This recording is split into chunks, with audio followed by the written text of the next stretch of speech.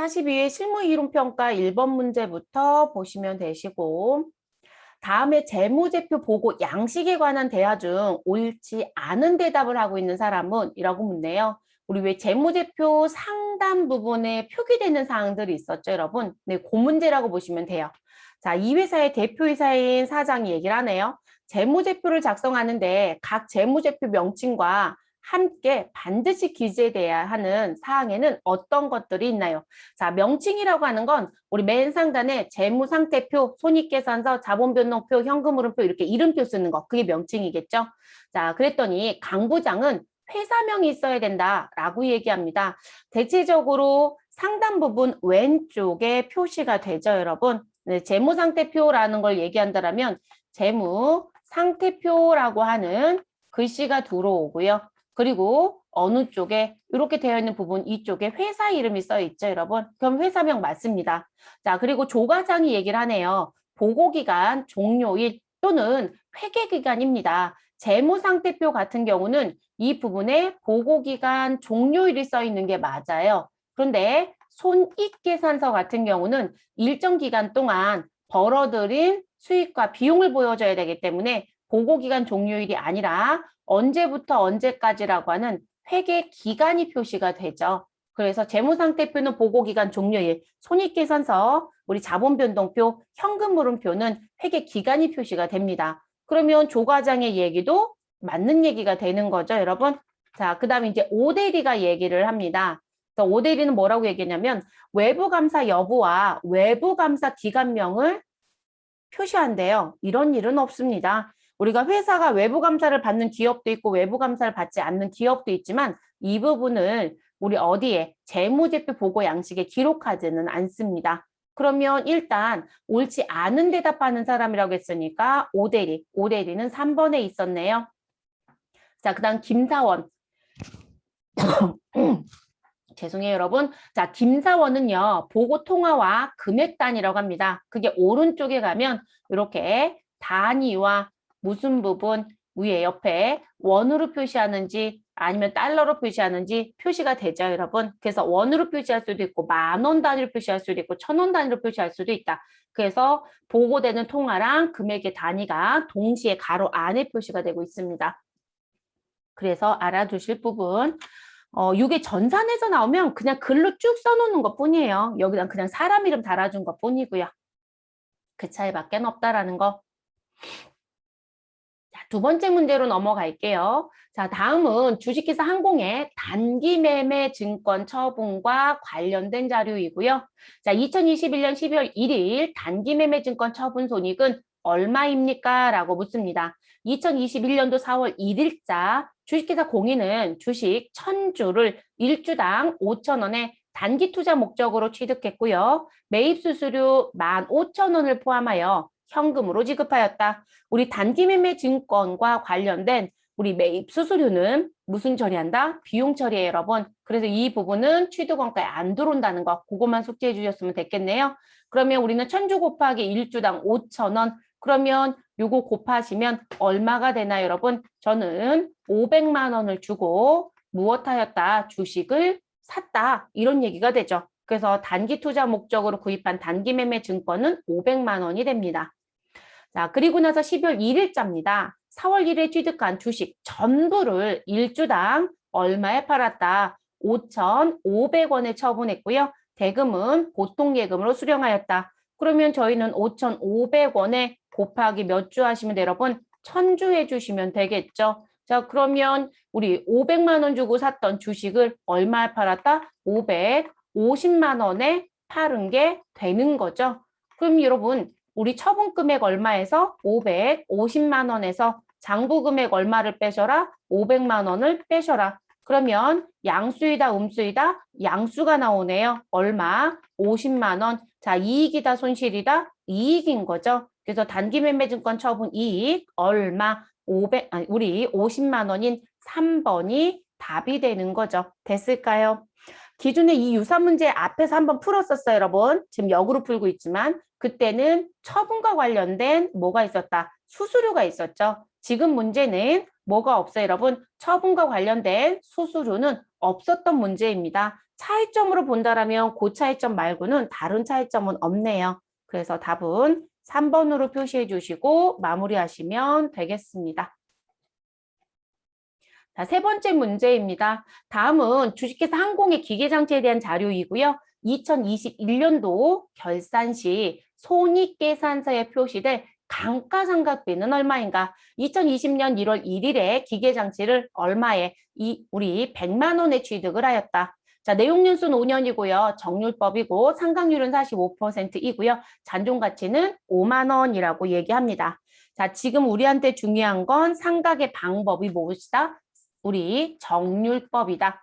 그리고 상각률은 45%. 그러면 우리 계산했을 때 여러분 몇 년도? 2020년도 12월 31일에 감가상각을 했겠죠, 여러분? 그럼 그때 감가상각은 내가 사가지고 온 취득 원가 얼마? 100만 원에서 우리 누구를 뺀다? 감가상각 누계액을 뺀다. 근데 한 번도 안 했으니 누계액은 없겠죠. 자, 요거 빼시고 곱하기 몇 프로? 상각률 45%. 그러면 계산하면 얼마 나와요, 여러분? 45만 원이 상각비가 됩니다. 몇 년도? 2020년도 1월 1일에 샀어요, 여러분. 그러니까 1년치 쭉 계산하시면 되죠. 자, 그리고 2021년도 12월 31일자 무슨 부분? 손익계산서에 표시될 우리 감가상각비. 그러면 우리 취득 원가 얼마에서 100만 원에서 감가상각 누계액 얼마 뺀다? 45만 원을 빼야죠. 왜냐면 전년도에 이 45만 원 회계 처리했겠죠. 차변의 감가상각비, 대변의 감가상각 누계.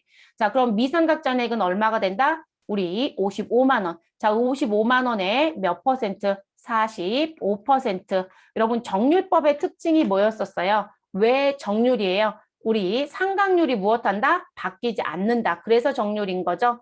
그러면 요거 계산하시면 우리 55만 원인가 여러분? 네, 55만 원에 곱하기 45% 해주시면 되는 거죠. 그러면 얼마가 나온다? 24만 7,500원이 나오네요. 맞아요, 여러분? 그러면 우리 계산해서 나온 24만 7,500원은 몇 번에 있다? 우리 3번에 있네요. 그래서 답은 3번이 답입니다. 만약에 감가상각비가 아니고요. 누계액을 물어보면 이 두 금액을 무엇 하시면 돼요? 합산. 근데 지금 저희는 뭐만 물어봤다? 2021년도 12월 결산 시 계상되는 감가상각비를 물어봤어요. 그래서 답이 24만 7,500원이 됩니다. 됐나요? 그래서 이렇게 정리하시고 마무리하시면 되는 부분의 문제. 그래서 우리가 정액법으로 냈을 때는 기간 내용 보시고요. 그리고 몇 년이든 간에 곱하기 몇 년치 이렇게 해도 되지만 정률법은 그렇게 계산을 못한다는 거죠. 매번 상각비를 계산하셔서 우리 장부 금액이 얼마인지 미상각 잔액이 얼마인지를 꼭 확인하시고 계산하셔야 되는 부분입니다. 그거 속지만 해주시면 되겠습니다. 네 번째 문제로 넘어가겠습니다, 여러분. 자, 다음 중 무형자산에 대한 설명으로 옳은 것은 되게 오랜만에 보여지네요. 무형자산 문제.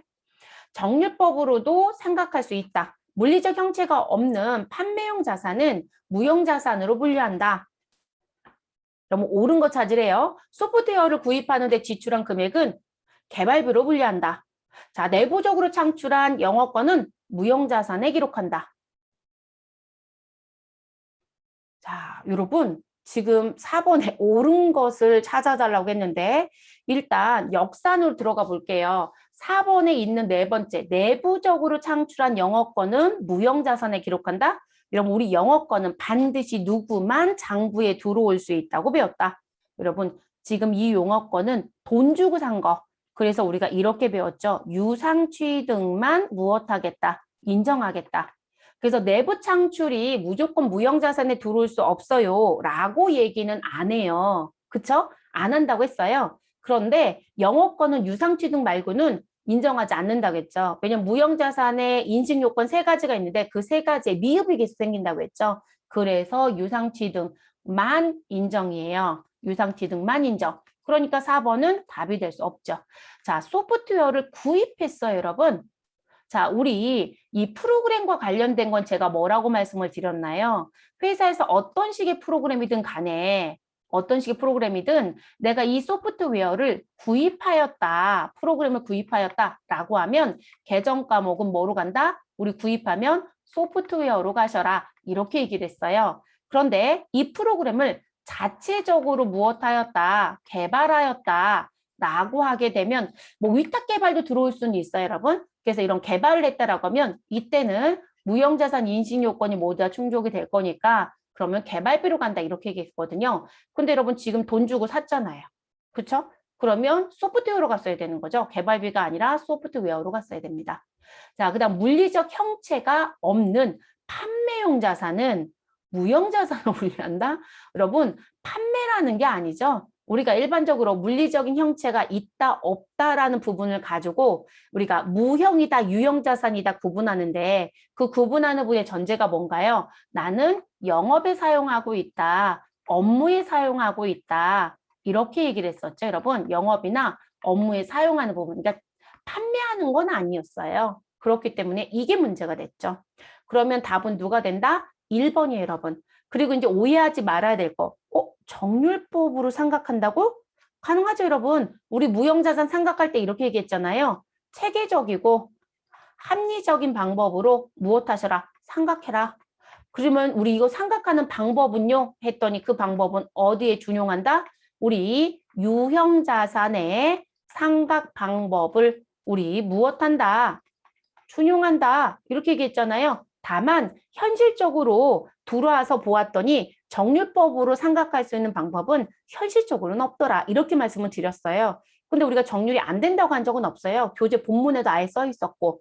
그래서 무슨 부분? 정액법으로 할 수도 있고 우리 체감잔액법인 정률법으로도 할 수 있고 이런 식으로도 표현한단 말이에요. 그래서 이 정률은 가능한 거죠. 그래서 답은 1번입니다. 옳은 거 찾아달라고 했어요, 여러분. 그래서 1번으로 체크하시고 마무리하시면 되겠습니다.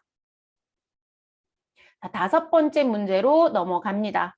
자, 다음은 주식회사 항공의 바드럼에 대한 대손충당금 계정이다. 결산일 현재 100만 원의 바드럼에 대하여 3%의 대손을 예상할 때 가와 나에 들어갈 금액으로 옳은 것은? 이라고 묻습니다.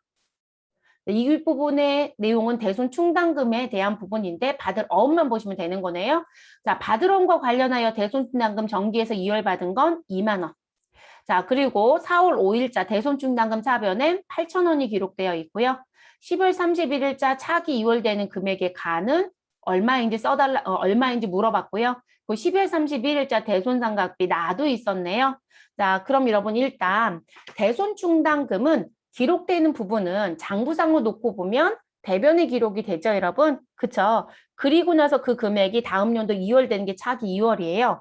그러면 이 차기 2월 되는 요 금액, 12월 31일자에 기록되는 이 차기 2월 되는 가의 금액은 뭘 의미하는 거죠, 여러분?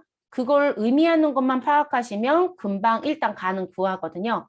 자, 가에 들어가는 금액은 다른 말로 얘기하면 뭐가 된다? 우리 대손 예상액이 되는 거죠. 또는 예상을 뭐라고 난다? 추정. 자, 그래서 요 금액이 다음 연도로 2월 되는 금액. 그래서 금년도에 차기 2월, 다음 연도엔 전기 2월이잖아요. 그럼 대손 예상 또는 추정액은 위에 봤더니 결산일 현재 1,000만 원에 받을 어음에 대하여 나는 몇 %의 3%의 대손을 무엇하고 있다? 예상하고 있다. 이렇게 얘기했네요. 그쵸? 그러면 일단 가를 먼저 계산해야 되겠죠. 그래서 이 부분에 들어오는 부분. 자, 저는 아래쪽에 쓸게요, 여러분. 그래서 가는 대손 추정액을 말한다. 그래서 추정 또는 예상액. 그럼 가지고 있는 채권 잔액 얼마? 100만 원. 자, 이 부분의 대손 예상액 얼마? 3%. 자, 요거 계산하면 얼마가 나온다? 3만 원. 자, 그러면 가액 금액은 일단 3만 원. 근데 여러분 다른 거 다 안 풀어도 답이 3만 원인 건 2번밖에 없었네요. 공교롭게도. 이거 함정팔려면 3만 원짜리가 여러 개가 있어야 되는데. 그래서 가는 3만 원입니다. 자, 그러면 여러분 지금 가의 자리에 3만 원이 들어가면 이 자리에 3만 원이 기록이 되면 우리 차변의 합계는 대변의 합계와 무엇한다? 일치한다 이잖아요. 그러면 우리 차변의 합계는 얼마이다? 38,000원이 되는 거죠. 그러면 대변의 합계도 얼마가 돼야 돼요? 38,000원이 돼야 되는 거잖아요. 그러면 전기에서 이월된 금액이 2만 원이 있었다. 그럼 2만 원 빼면 나의 금액은 얼마가 된다? 자연스럽게 18,000원이 될 수밖에 없는 거죠.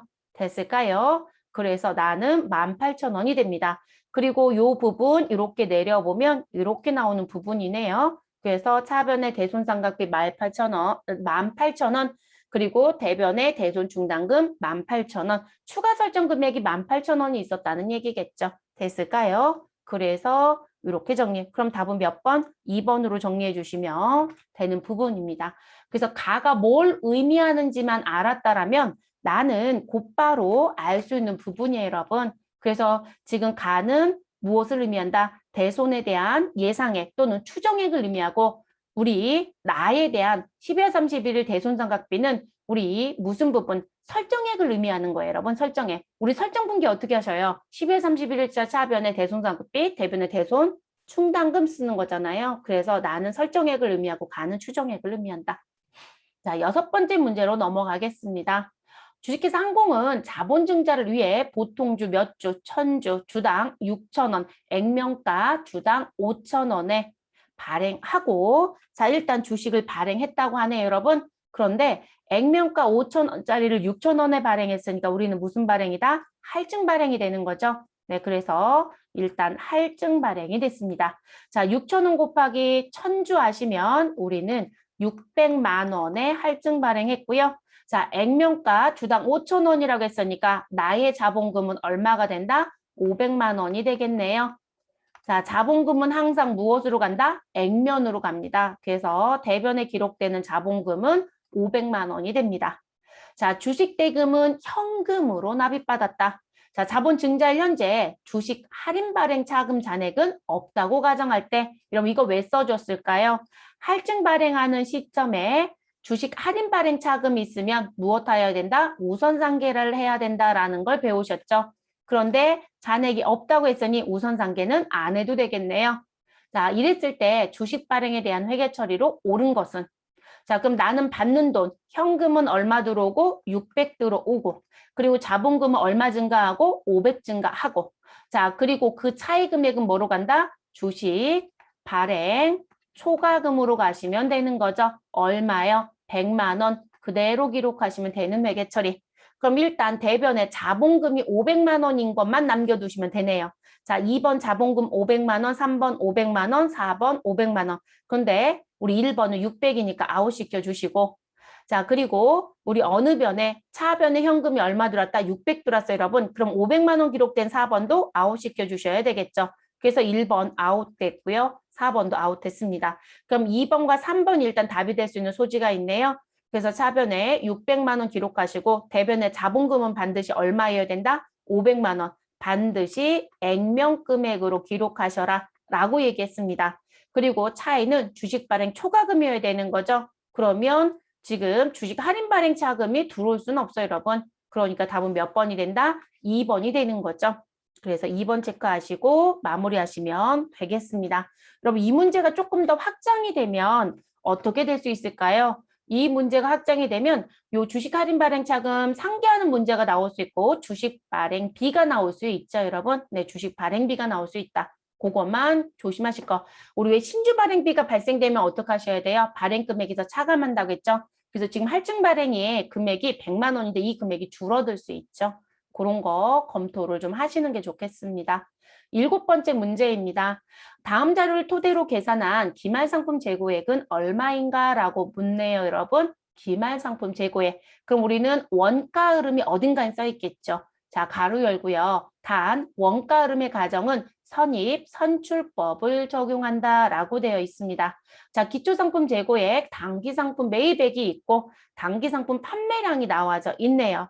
자, 그럼 기초상품 재고액은 현재 300원짜리 100개를 갖고 있어서 3만 원이 있고 단기상품 매입액은 우리 320원짜리 100, 우리 1000개를 매입해서 32만 원의 지출이 있었던 모양입니다. 자, 이와 별도로요. 상품 매입하는 과정에 운반비 총 얼마가 발생했고요. 28,000원이 발생했고 운반비 28,000원 발생했고 그리고 매입 할인과 관련된 15,000원이 무엇하였다? 발생하였다라고 얘기를 합니다.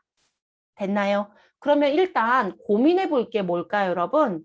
자, 여기선 날짜는 주지는 않았네요. 그쵸? 그런데 우리가 날짜는 주진 않았어도 어쨌든 선입선출법이면 기초상품을 먼저 팔아야 되는 건 맞아요, 여러분. 그죠? 기초상품은 먼저 팔 거고요. 그리고 단기상품 매입액을 그 다음에 팔 거예요. 근데 지금 단기상품 매입은 320원짜리를 사온 줄 알았더니 여기에 영향을 주는 누가 있었다? 운반비요. 자, 이 운반비 28,000원은 무엇 하셔야 된다? 취득 원가에 가산해야 되는 거죠. 그래서 이 부분은 취득 원가에 가산하는 부분입니다. 그리고 매입 할인 15,000원은 무엇 하셔야 된다? 우리 이 부분은 취득 원가를 계산하실 때 무엇 해야 되는 금액이다? 차감해야 되는 금액이죠, 여러분. 네, 차감. 그러면 우리 매입의 금액은요. 매입의 금액은 어떻게 계산하셔야 된다? 여기 단기 상품 매입액의 금액. 저는 아래쪽에 쓸게요, 여러분. 자, 그래서 매입액은 내가 실제 지불한 얼마? 32만 원. 네, 얼마를 더해 주시고요. 우리 운반비 28,000원을 가산합니다. 그리고 누구를 빼셔야 돼요? 매입 할인 15,000원을 빼주셔야 되는 거죠. 그래서 요 금액을 뺍니다. 그래서 사실상 원가에 영향을 주는 거예요. 그러면 우리 32만 원에 28,000원을 더해 주시고 15,000원 빼면 28,000원에서 15,000원 빼면 13,000원 더해 주시면 되는 거죠, 여러분. 그쵸? 네, 13,000원 더해 주시면 되는 거니까 실제 매입의 금액은 33만 3천원이 됩니다.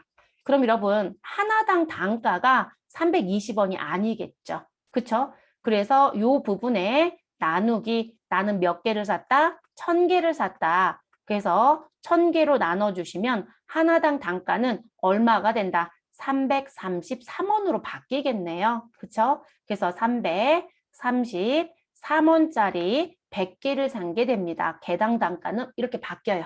됐어요? 그래서 일단 이렇게 정리 좀 해주시고요. 자, 그리고 그 다음 단기의 상품 판매량이 980개가 있다라고 얘기합니다. 그러면 원래 여러분 요거를 T 계정에 상품 계정을 그려놓고 본다라면 나는 현재 기초에 몇 개 가지고 있었고 나는 지금 현재 100개를 가지고 있었고 그리고 단기에 매입한 건 얼마가 있었다. 나 1,000개가 있었어. 그래서 판매가 가능한 건 1,100개였거든. 이 얘기인 거죠, 여러분. 자, 그중에 내가 판매한 건 몇 개이다. 그중에 판매한 건 980개이다. 이렇게 얘기한 거고요. 그럼 여러분 남겨져 있는 기말은 우리 몇 개로 파악이 될까요? 이 상황 보면 우리 1,100개에서 980개를 팔았다고 했으니까 우리는 120개가 일단은 남아져야 있어야 되는 게 맞죠. 근데 단서가 또 붙어요. 기말 상품의 실제 수량은 115개래요. 그러면 지금 현재 여기 기말에 제가 120개라고 쓴 건 이거는 장부라고 취급하면 되죠. 그래서 장부의 수량은 120개로 파악이 됐지만 실제 창고에 가서 수량을 세보니 실제 수량은 120개가 아니라 몇 개이다? 115개이다 라고 얘기하는 거죠. 그리고 그 부분의 내용에 몇 개, 그러면 5개가 비단 얘기죠? 그래서 우리는 실제 수량이 줄어들어서 감모의 수량이 있었다. 몇 개가? 5개가 이렇게 이제 판별이 되는 거고요. 근데 이 5개 감모가 나오면 우리 항상 하는 얘기가 있죠, 여러분. 정상적이냐? 정상적이지 않냐? 그래서 저는 여기다 여러분 정상이라고 쓸게요. 자, 그래서 정상은 몇 개가 있다? 2개라고 얘기합니다. 자, 그러면 나머지는 뭐가 된다? 비정상이 되겠죠, 여러분? 원가성이 없다라고 하는. 그래서 비정상은 몇 개가 된다? 3개가 된다. 이렇게 추정이 되겠네요. 일단은 여기까지 이제 정리가 된 거예요.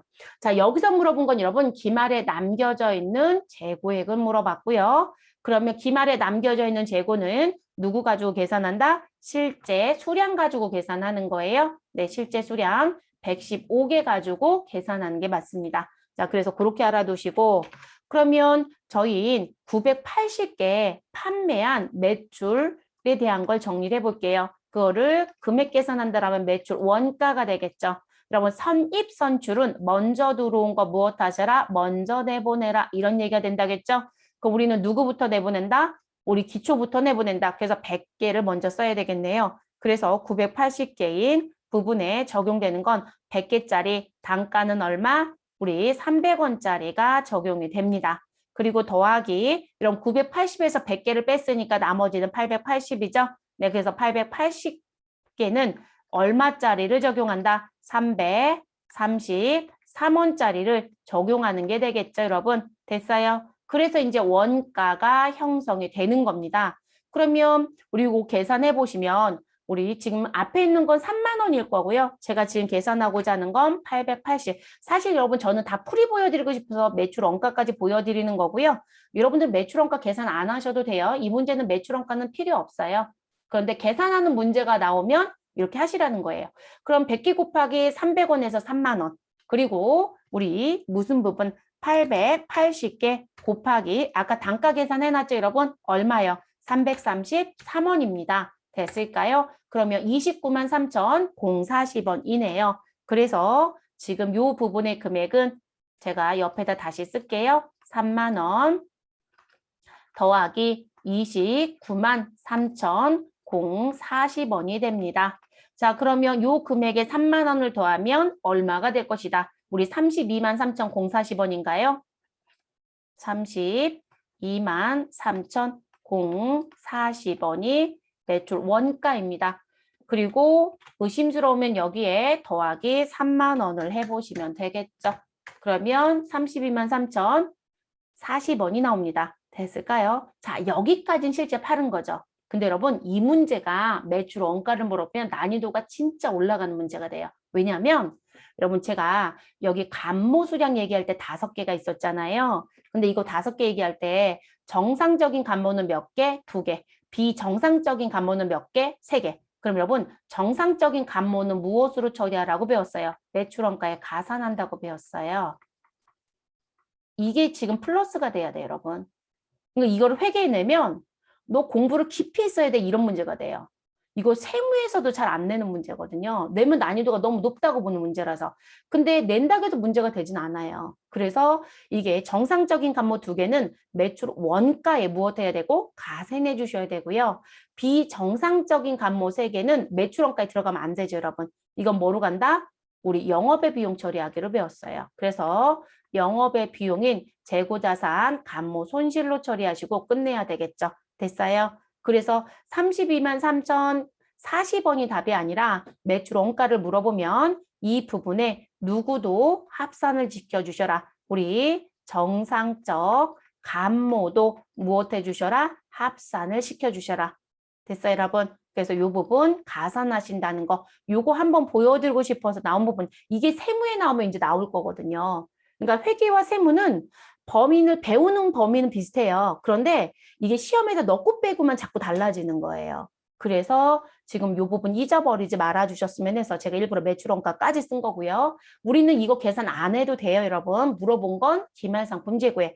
그러면 기말에 남겨져 있는 건 몇 개다? 115개요. 그러면 기말상품에 대한 건 기말상품에 대한 재고는 원래 어떻게 계산하셔라. 그럼 여기에 120개 썼는데 제가 장부라고 했잖아요. 원래 여기 남겨져 있는 건 실제가 남겨져야 되는 거죠. 그래서 기말 재고액은 아래쪽에 쓸까요?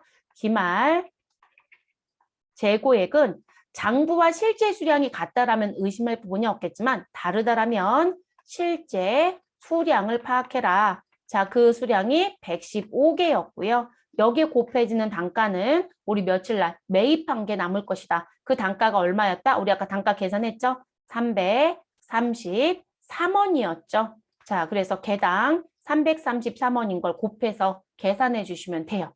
그래서 실제 이건 필요하지 않다라고 말씀을 드렸던 부분이고요. 그러면 저희는 계산기 눌러서 계산을 해보도록 하겠습니다.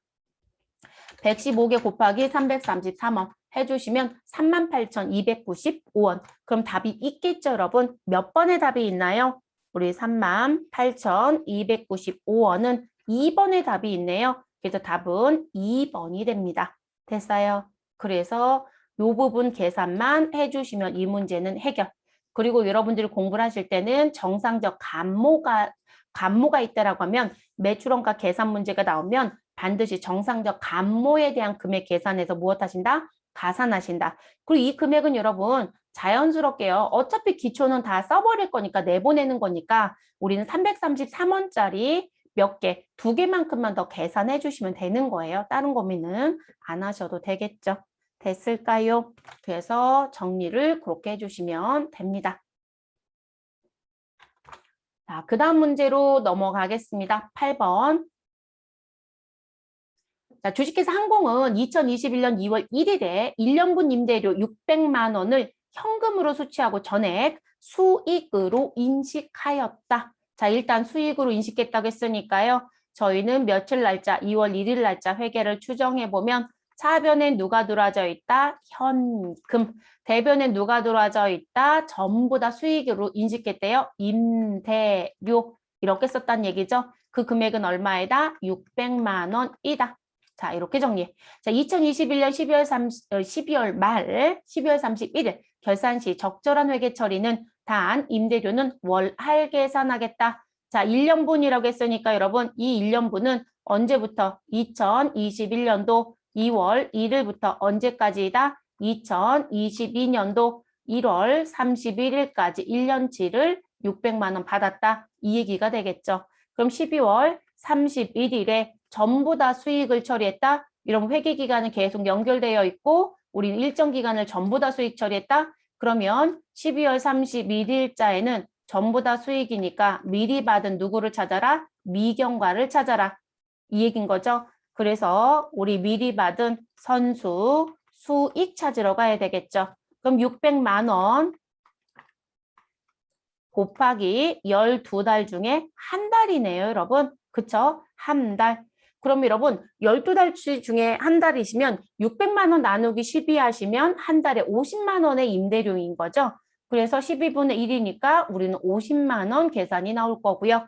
그러면 회계 처리하실 때 우리 차변과 대변을 쓰시면 되는데 우리 무슨 부분? 수익과 관련된 건 대변에 누구 쓸 거냐라는 결정이잖아요. 그럼 대변에 누구 쓴다? 제가 앞에다 선수 수익 써드렸으니까 선수 수익 써주시면 되고요. 금액은 50만 원을 증가시켜 줍니다. 그리고 대변에 과대 계상되어 있는 임대료를 무엇하시면 된다? 소멸시키면 되겠죠, 여러분? 네, 요 문제 출제한 거죠.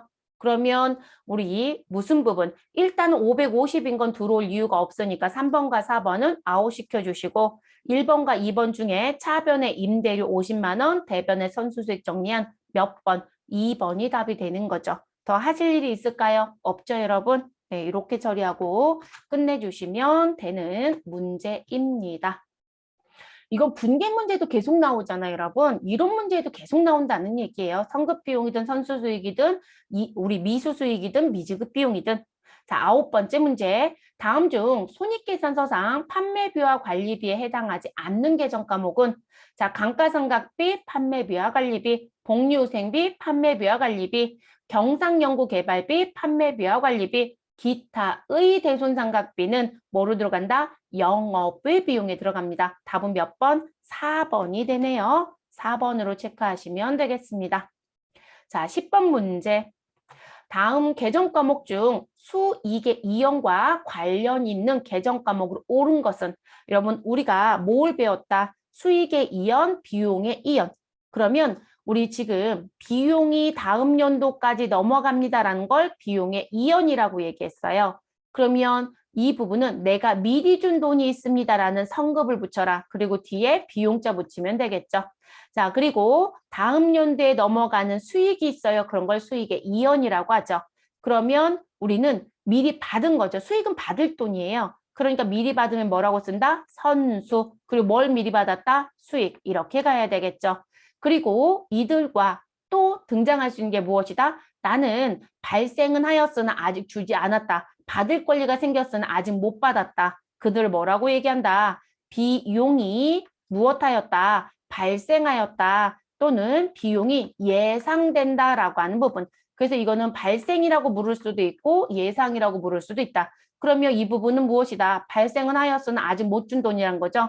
그러면 이때 들어오는 게 무엇이다? 미지급. 그리고 비용자를 붙여주시면 되겠죠.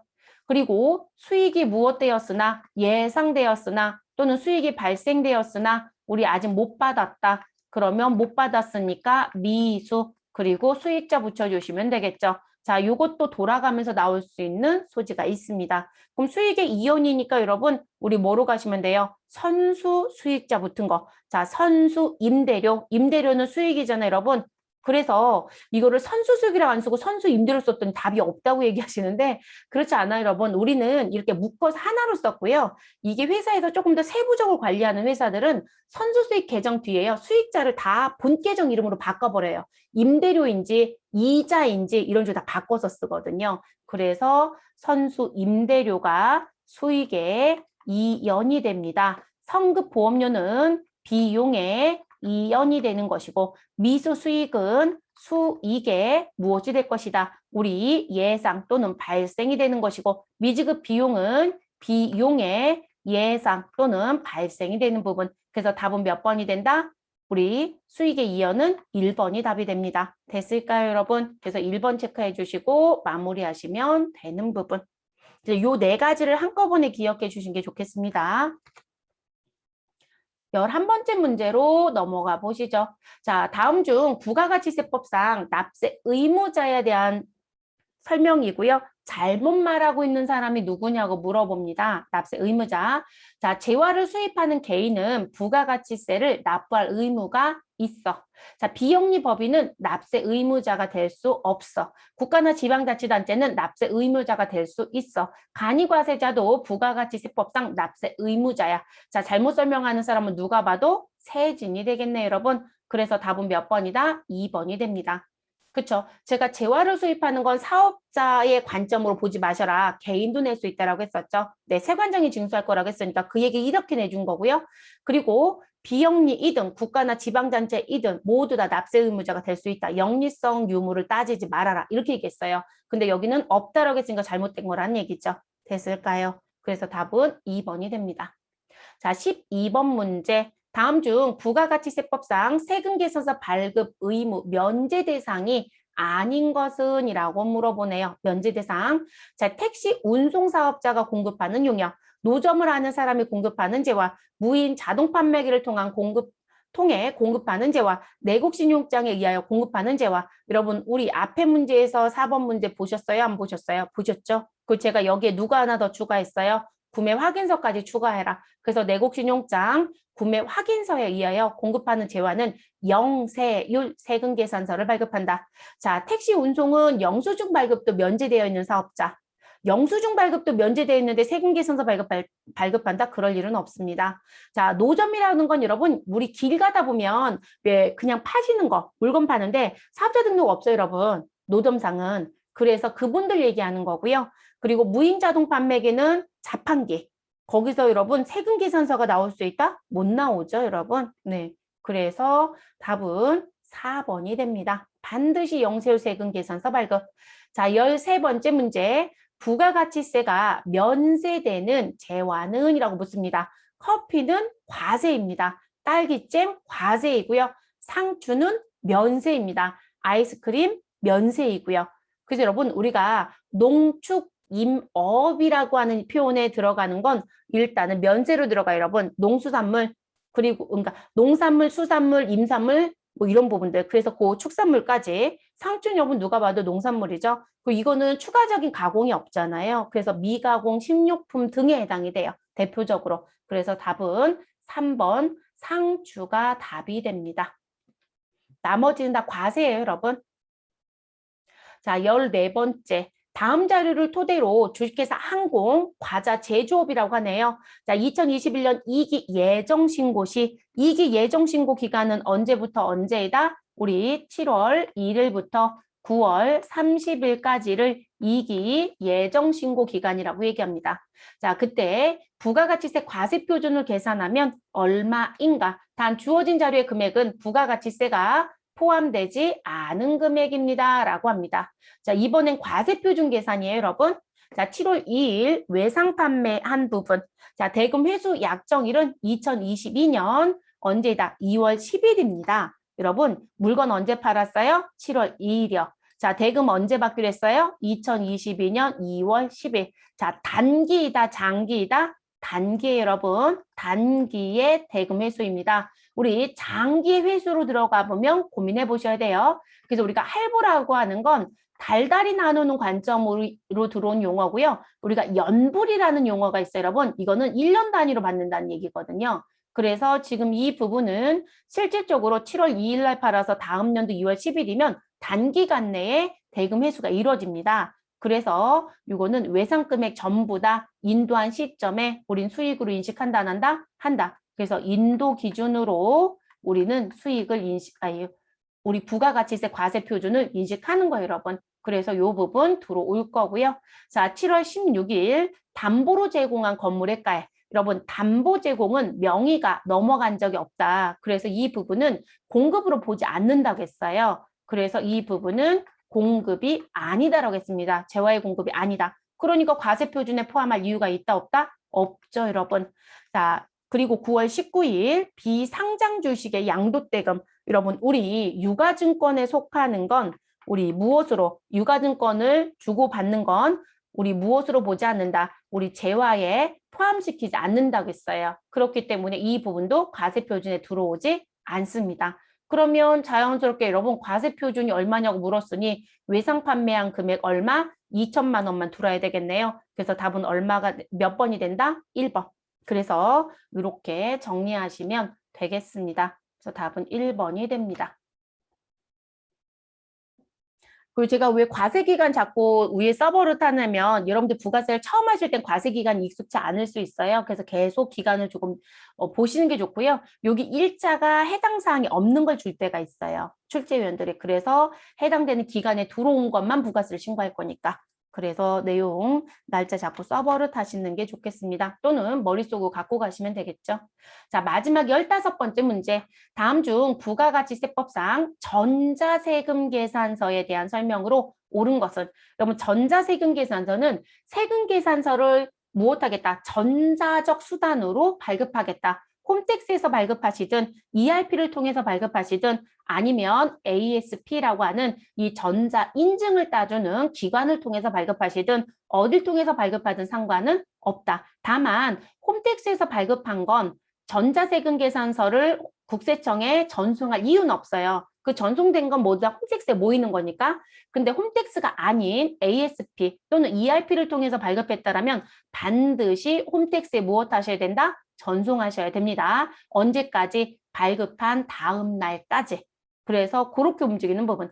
그러면 내용 볼게요. 첫 번째, 법인 사업자는 공급가액과 관계없이 전자세금 계산서를 발급해야 된다. 자, 전자세금 계산서 발급 의무자를 얘기하는 부분이거든요.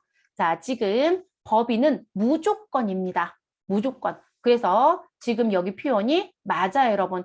근데 옳은 거 찾아달라고 했네요. 그럼 답은 1번으로 끝나야 되네요.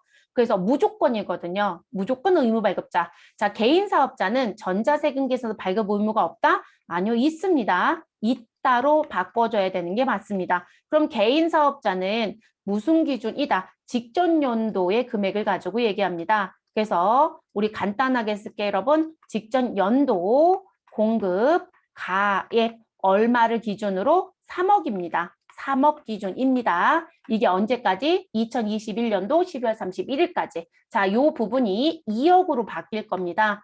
그래서 세법은 개정이 됐어요. 그래서 2억 기준 언제부터? 2022년도 1월 1일부터는 2억 기준입니다. 1월 1일 이후부터는. 그래서 여러분들이 지금 자격증 공부도 하시지만 그거 공부하시면서 기억하실 건 내년에 개인 사업자들 조심하셔야 되는 걸 언제 해주셔야 돼요. 특히 세무대리인 쪽 가시는 분들은 눈앞에 닥쳐서 하시면 안 돼요. 실수 많이 하시거든요. 그래서 12월 달쯤에 세법 개정이 바뀌어서 지금 2022년도 1월 1일부터는 2억 기준이니까 발급 꼭 전자로 하세요라는 얘기를 미리 안내하셔야 돼요. 네, 미리. 그래서 이런 부분은 코앞에 닥쳐서 바뀌지 않아요, 여러분. 그래서 대부분 미리 바뀌어줍니다. 그래서 금년도 시험 보실 땐 다 3억으로 기준합니다. 우리 2021년도 시험은 3억. 2022년도부터의 시험은 2억 이렇게 가져갑니다. 자, 그럼 2번 틀린 거죠. 세 번째, 전자세금 계산서 발급일이 속하는 달의 말일까지 전자세금 계산서 발급 명세를 국세청장에게 전송해야 된다. 제가 홈택스에 보내라고 했죠, 여러분. 그거 언제 하신다? 발급일의 다음 날까지예요. 그래서 발급일의 다음 날까지입니다. 다음 날까지 무엇한다? 전송한다. 그럼 여러분 발급이 속하는 달의 말일까지 라고 했으니까 잘못된 거죠, 여러분. 그래서 요 자리를 바꿔주셔야 되는 부분입니다. 그래서 한번 틀렸고요. 자, 전자세금계산서 발급 명세를 전송한 경우에도 5년간 세금계산서를 보관해야 된다? 아유, 그럼 왜 전자문서 왜 발급해요, 여러분? 우리 국세청 홈택세금 다 모여 있다고 했잖아요. 그래서 전송을 했다라고 하시면 우리 서류 보관이 기본적으로 몇 년이다? 서류 보관이 원래 법적으로 5년이에요. 근데 서류 보관 의무가 있다 없다? 의무 없어요, 여러분.